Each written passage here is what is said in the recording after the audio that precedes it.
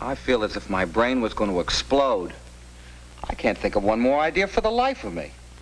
Give up? Yes. Let's stow this for now. Maybe I'll think of something tomorrow. Hi there. Oh, hello, Mrs. Lewis. Hi, Mom. Oh, it's getting chilly out, isn't it? Uh-huh. Well, how'd it go? Oh, it was very interesting. Wait till I tell you all about it. Oh, thank you, dear. Just put it on that chair. What luck with your paper, son? Not much, I'm afraid. Oh. I made a few suggestions, but your son didn't seem to think much of them. Oh.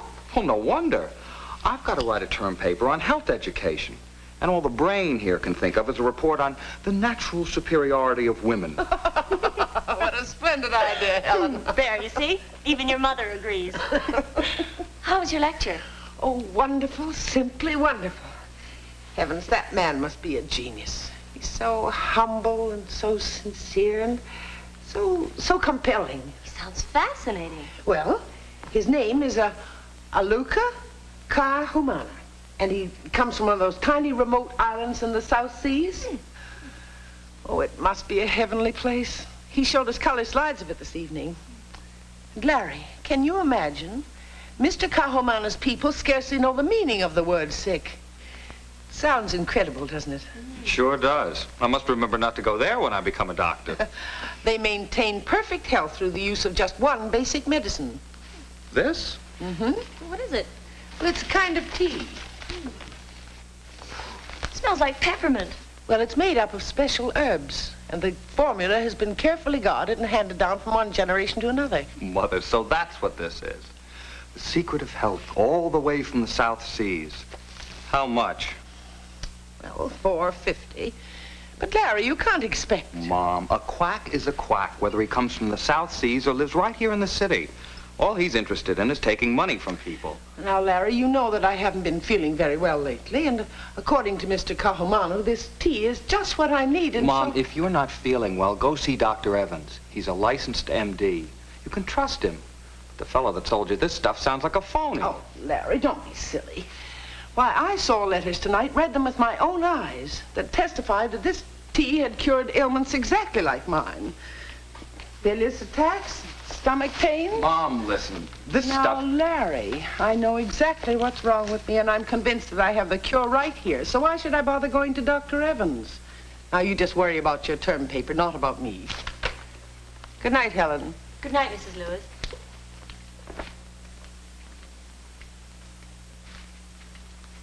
How do you like that? My own mother falling for that stuff. Well, you don't know, Larry. Maybe Dr. Hoo-Ha can help her. Doctor? That guy's no doctor. He's a quack. I'd sure like to hear what a real doctor has to say about him. As a matter of fact... I understand, Doctor. There's nothing you can do unless my mother asks you. These quacks, once they get to a patient, anything can happen. Proper treatment can be delayed often until it's too late. Many people would go to a doctor earlier if they didn't trust some quack who is doing nothing for them. That's what makes a quack so dangerous. But isn't there anything you can do about them? Oh, yes. Yes, there's the Federal Food, Drug, and Cosmetic Act. That's enforced by the FDA, the Food and Drug Administration. Then there's the Federal Trade Commission. They check on the false advertising of health products. Then the Post Office Department. They crack down on the sale of fake medicines and devices by mail. Oh, and a number of state and municipal agencies. The American Medical Association does a great job of protecting the medical profession and the public against fraud and improper advertising. It's a very serious business, Larry. Quacks and their nostrums can kill. Quacks in their nostrums. I have to do a paper for my health ed course, Doctor, and it just occurred to me that this would make a good topic. Quacks and nostrums are a very good topic, and important too. Maybe I could give you some leads that would help. But certainly I would first go to the Food and Drug Administration. Show them some of this. I'm sure they'd be interested.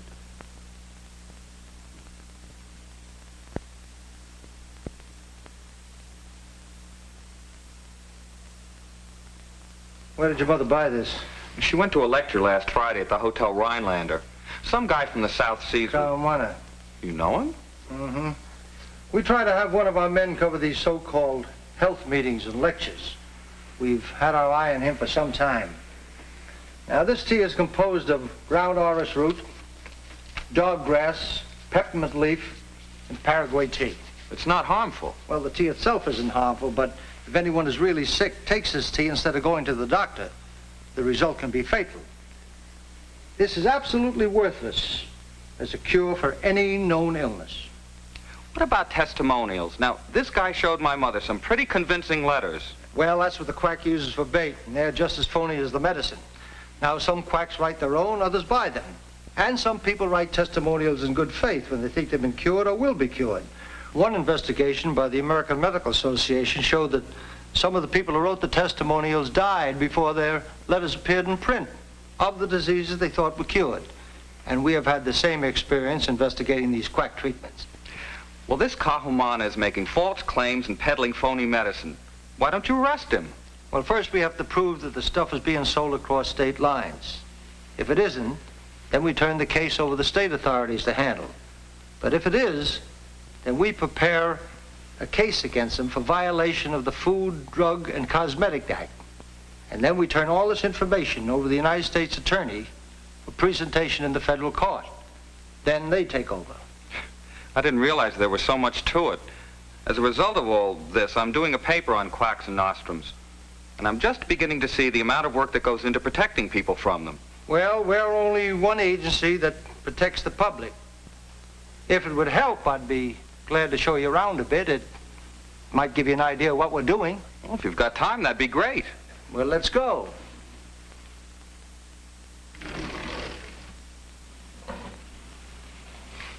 What is it? It's as phony as they come. Believe me, we get some mighty queer so-called therapeutic devices around here. This one doesn't do anything. Here, let me show you. You wear it this way when you go to bed. This end fits into a pan of water. Of course, you must lie with your head pointed to magnetic north and your body parallel with the magnetic field. Even a little compass was included in this deal. The thing's supposed to pick up magnetic forces, huh? That's right, supposed to do all sorts of wonderful things for you. And people actually bought it? Just as fast as this guy could make them. The only trouble was the quack who dreamed it up made the mistake of sending literature about it through the mail. And a customer complained to the post office department. Now, when the people in the post office department find someone using the mails to defraud, they call him in to answer charges. That's one outfit it doesn't pay to fool around with. What do they do? They can publish a fraud order against the individual, which stops mail from being delivered to him and cuts off his revenue. They can also consider the possibility of criminal prosecution. Medical investigation in post office cases is handled by our Bureau of Medicine. Can anyone make a complaint? Absolutely, if it's in writing. Any person who discovers one of these fake health schemes and reports it is doing a real service. A lot depends on what claims are actually made for a product, doesn't it? Now you're getting into labeling. Mislabeling or misbranding is a very serious offense. We keep a file of drug labels. Now, labels on drugs are very important. We see that they state what the medicine is recommended for, the dosage, how often to take it, and for how long. Whether it's recommended for children and when it should not be taken. Now, according to the Food, Drug, and Cosmetic Act, drugs must comply with certain standards. Now, for some drugs, the label sets the standard. It tells what ingredients are present. And for others, the formula is set forth in the U.S. Pharmacopoeia and the National Formulary. Now, drugs described in these official books are known as official drugs, and they don't need a list of ingredients on the label. But they do have to contain the exact ingredients specified in the official text. If they differ in strength, quality, or purity, the label has to say so. Now, we examine thousands of product samples each year, concentrating on those manufacturers whose products we have learned from experience do not always meet the required standards. What about drugs that you get by prescription? Well, nowadays there are many powerful drugs that are not safe to take without a doctor's supervision. And under federal law, they cannot be sold without a prescription. Now, these drugs are not labeled the same as those consumers can buy on their own. But you can rely upon your doctor and your pharmacist. They're both professionally trained men. A druggist must have received training at an accredited college. Now, drugstores have an important place in our health services, and they can be very useful if you just remember to follow your doctor's advice, not expect the druggist to prescribe for you, and to check your labels carefully. And be mighty skeptical about anything that claims to be a cure-all, or is advertised to do more than the label says it will.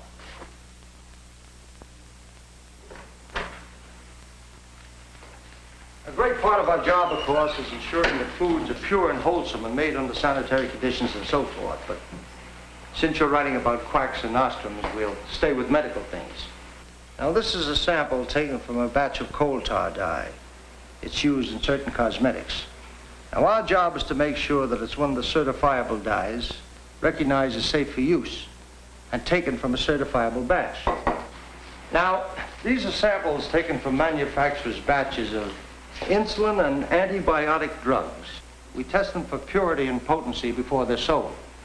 Of course, new drugs are always coming along, and we make sure that they've been tested and found to be safe before they're put on the market. And if I ever get wind of a character like Oluka Kahumana again, I won't lose any time reporting him. Good. And tell your mother the wisest thing is to see a family doctor, not rely on something sold by a high-powered lecturer. I'll tell her, and thanks. But, Mom, listen.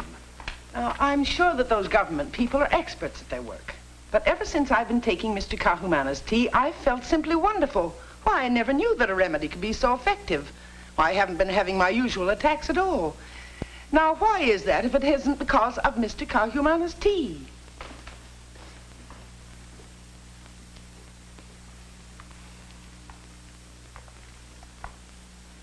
Well, you've got to admit that your mother's been looking and feeling wonderful since she started taking the tea. Larry, maybe those government people don't really know. I mean, I know they're sincere and all that, but, well, you can see the difference. Oh, for Pete's sake.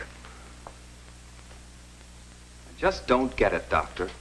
Every time I ask her how she's feeling, it's fine, just fine. And yet the FDA said the stuff is absolutely no good. And she does seem to be feeling better the past few weeks. It just doesn't make sense to me.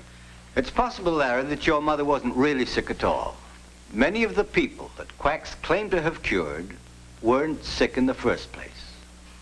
Sometimes, of course, some of the symptoms disappear by themselves for a while. The pain and the disturbance are gone temporarily, and the patient decides that he's been cured until the symptoms reappear.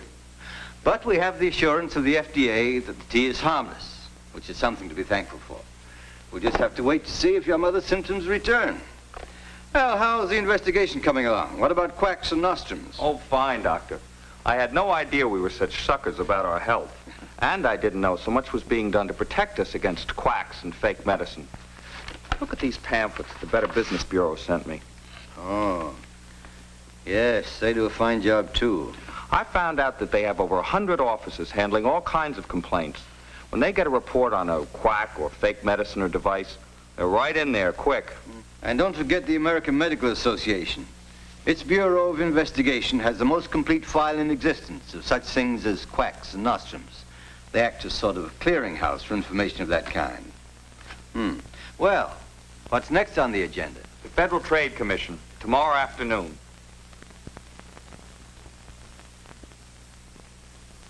I've learned that it's easy to get reliable information about health products and services, but I'd like to know about health information that comes to us from advertising.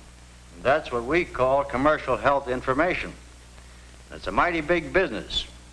Millions of dollars are spent to advertise health products, vitamin pills, nerve pills, and all kinds of pills and other medicines for all kinds of aches and pains. You see, sometimes the advertising can be deceptive. And if the product is sold or advertised in interstate commerce, that's where the Federal Trade Commission comes in. In some cases, if the advertising is inaccurate for things like cosmetics, deodorants, and hair tonics and so forth, people might use the product in ways that could injure their health. Inaccurate? Aren't they actually lying? Well, Some ads don't really make any claims at all. They just seem to. Tricky wording is what does it. Some advertisers deal in glittering generalities. Others use the plain folks line of approach. Then there's the splashy bandwagon type of ad. But many deal in out-and-out false claims. What action do you take when you find that false or deceptive advertising has been used? Well, the commission issues a complaint against them, and if the charge is approved, orders them to stop the advertising. If they want to protest the order, or if they violate it, the FTC is ready to fight the case in the courts. I see. Better get some of this down. No, Larry, but I think you're going overboard on this report. Well, Dr. Evans doesn't think so. And he ought to know. Mom? Oh, Mom? Larry, would you please come here right away?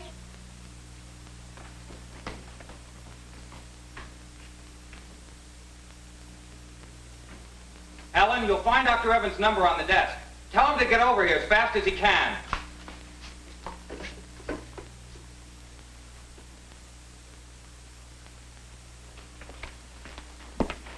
What is it, Doctor? I can't be sure till we get her to the hospital and take some x-rays, but I strongly suspect that it's gallbladder trouble. It's easy to see how she was fooled into thinking that fake medicine would cure her. First those bilious attacks, then a period of apparent normalcy. It's fairly typical. But I wouldn't worry, Larry. She'll be back on her feet before long, really cured this time. Well, I'll get an ambulance and phone the hospital to make arrangements.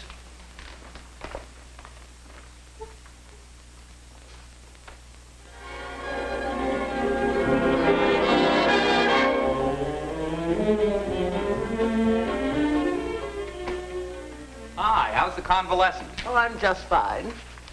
Hello, Helen, dear. How are you? I'm very well, thanks. Good. You're looking better every day. Oh, thank you. I don't want to rub it in, but I thought you'd like to see what's happened to your Mr. Kahumana. He's been indicted by the grand jury for violating the Food, Drug, and Cosmetic Act. Oh.